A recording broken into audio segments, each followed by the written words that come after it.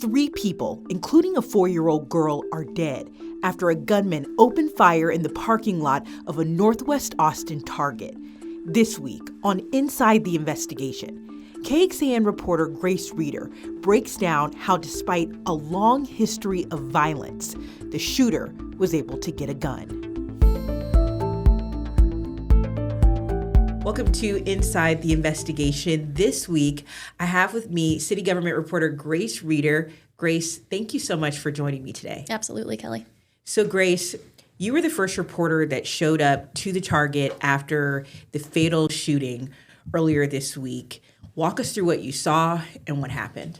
Obviously, when you respond to a scene like this, there are a significant number of first responders. So when we got to the Target, you later showed up and saw that there was a lot blocked off and a lot of first responders.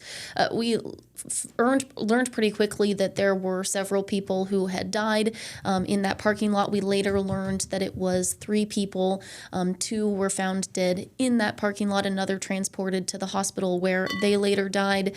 That alleged shooter then took off in a stolen vehicle. I then went to that scene as well. They crashed that car at that second scene and actually had kind of parked the car on top of another, gotten out, taken off again, stolen another car, and was later arrested in South Austin. Of course, we then started to fill in the gaps of what had happened and who these people were.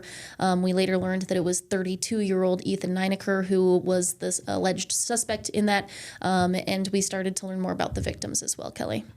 And let's talk about them for just a second, because I remember when we were in the parking lot, I mean, this was in the middle of the day. This is Target, where you and I just were talking about this. We both have shopped there before, so it's hard to think about this being so random and happening in that space. And we were watching moms with their kids walk over there, couples.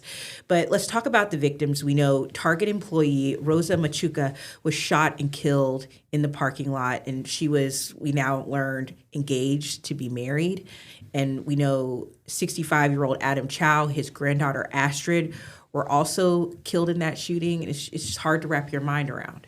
Well, I think it's also important to note that this is a time where a lot of people are doing back to school shopping.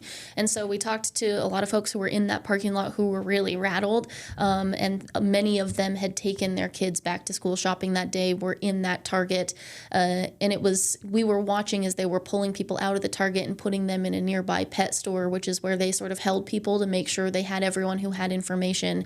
And you were seeing a lot of kids, a lot of young Target employees, a lot of folks that were in there that were impacted.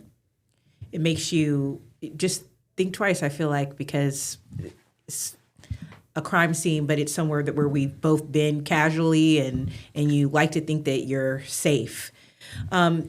Just to move on now back to this shooter.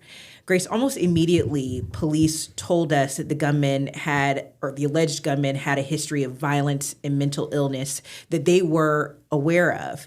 KXAN reporter Sam Stark and our senior investigative producer David Barrere looked at those criminal records.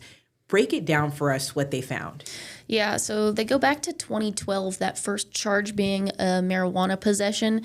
And then there's several all the way down to a felony assault charge, which was later dismissed for punching his roommate. He's got a criminal mischief charge, and then another charge back from 2016 related to allegedly choking his girlfriend. And so they sort of escalate between 2012 and 2019. And as you mentioned, we have that all broken down over at KXAN.com for you. There's still so much that we're trying to learn about this, and we've got our entire team, it feels like, working on trying to learn more about the people impacted by this violence, but also what led up to this. So like Grace mentioned, KXAN.com is the place to go, and we've not stopped trying to learn more about this incident. Grace, I want to thank you so much for joining us today and taking time out to talk to us about this. For those of you listening, we release a new episode every Friday morning on the KXAN Investigates podcast. You can also watch us on demand on our KXAN Plus app starting at 1 p.m. You can find the KXAN Plus app on Apple TV, Amazon Fire TV, and Roku. I'm Kelly Wiley. We'll see you next time.